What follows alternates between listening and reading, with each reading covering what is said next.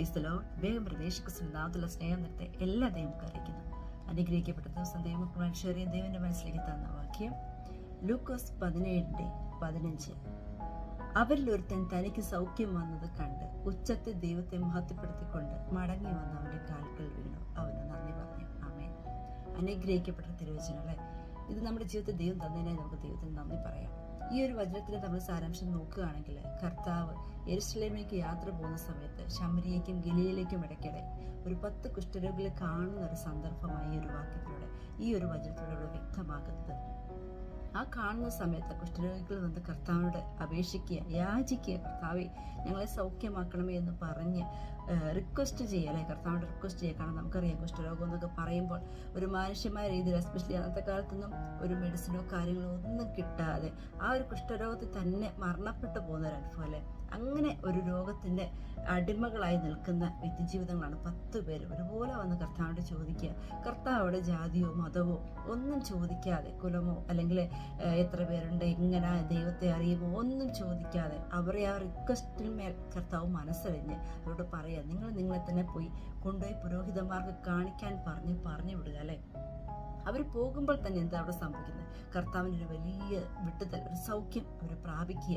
അതിന് ഏറ്റവും കൂടുതൽ ടച്ചായിട്ടുള്ള കാര്യം എന്താണെന്ന് ചോദിച്ചാൽ അതിൽ 15-ാമത്തെ വാക്യം, അവർ പോകെ തന്നെ സൗഖ്യം പ്രാപിച്ച് അതിൽ ഒരുത്തൻ തിരിച്ചു വന്ന് കർത്താവിനോട് നന്ദി പറയുക, അല്ലെ?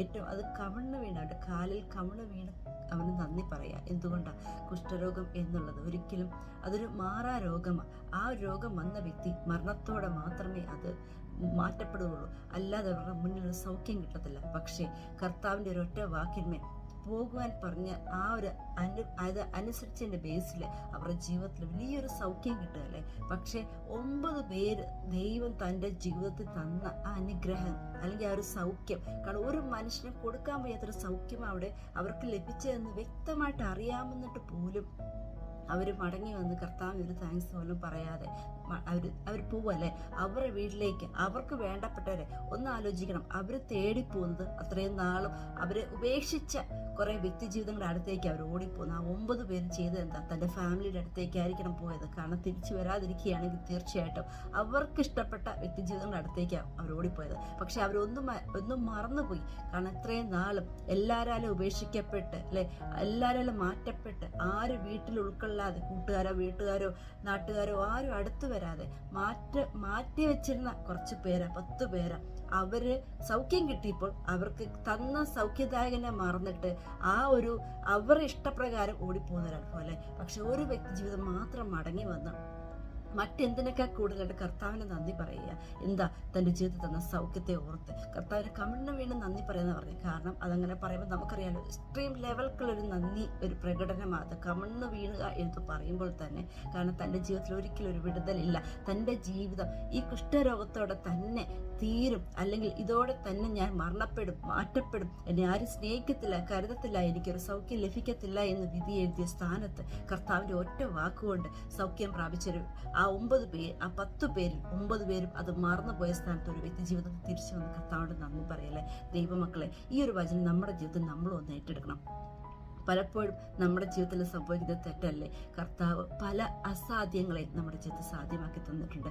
നമ്മൾ ഇന്ന് അനുഭവിക്കുന്ന സുഖവും സന്തോഷവും, നമ്മുടെ ഹൈഫായിട്ടുള്ള ജോലിയും കാറും ഏറ്റവും അനുഗ്രഹിക്കപ്പെട്ട വീടും, അതിനെല്ലാം ഉപരിയായിട്ട് അനുഗ്രഹിക്കപ്പെട്ട ഫാമിലി ഒക്കെ വ്യക്തി ജീവിതം, അല്ലെ, കുഞ്ഞും ഒക്കെ ആയിട്ട് നമ്മൾ വളരെയധികം അനുഗ്രഹത്തോടെ നമ്മൾ പോകുമ്പോൾ നമ്മൾ ഒന്നും മറന്നു പോകുന്ന കാര്യമുണ്ട്.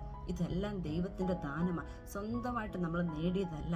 കാരണം ആ ഒരു മാനുഷ്യമായ ക്വാളിഫിക്കേഷൻ നോക്കുമ്പോൾ നമുക്കൊന്നും അതിന് അർഹതയില്ല.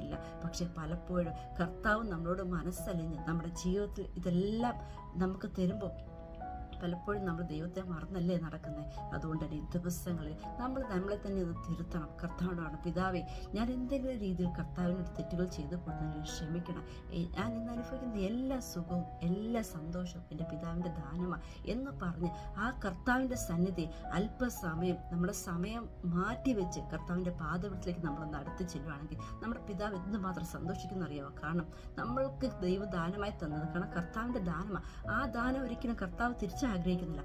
ആഗ്രഹിക്കുന്നത് എന്താ? നമ്മുടെ കുറച്ച് സമയം ദൈവസന്നിധിയിൽ അല്പസമയം പോയിരുന്ന് കർത്താവിനോട് നന്ദി പറയുക. പിതാവ് എൻ്റെ ജീവിതത്തിൽ തന്ന എല്ലാ അനുഗ്രഹങ്ങൾക്കും മാന്യതകൾക്കും ഞാൻ നന്ദി പറയുന്നു, അതിനൊന്നും എനിക്ക് യോഗ്യതയില്ല എന്ന് പറഞ്ഞ് ഈ ദിവസങ്ങൾ ദൈവസന്നിധിയിൽ നമ്മളെ തന്നെ താഴ്ത്തി ഏൽപ്പിച്ച് സമർപ്പിക്കുകയാണെങ്കിൽ കർത്താവ് നമ്മളെ അനുഗ്രഹിക്കും, മാനിക്കും. അതിനേക്കാൾ കൂടുതലായിട്ട് കർത്താവിൻ്റെ സ്നേഹം കൂടുതലായിട്ട് നമ്മുടെ ലൈഫിലേക്ക് കടന്നു വരുവാനും ആ സ്നേഹം അനേകരിലേക്ക് പകരുവാനും കർത്താവിനെ പറ്റി പറയുവാനും സാക്ഷ്യമായി നിൽപ്പാനൊക്കെ നമ്മുടെ ജീവിതത്തിൽ ദൈവം ഭാഗ്യം തരും. ഒന്നു മാത്രമുണ്ട്, ആ തിരിച്ചു വന്ന വ്യക്തി ജീവിതത്തെ പോലെ നമ്മൾ ഈ ദിവസങ്ങളിൽ ഒന്ന് തിരിച്ചു വരേണ്ടത് ആവശ്യം. കർത്താവിനോട് പറഞ്ഞു, പിതാവേ ക്ഷമിക്കണം, ഇത്രയും നാളും ഞാൻ മറുതലിച്ചു, അങ്ങ് തന്ന ദാനങ്ങൾ മറന്ന് ഞാൻ നടന്നു, ഇനി അങ്ങനെ ഉണ്ടാവത്തില്ല.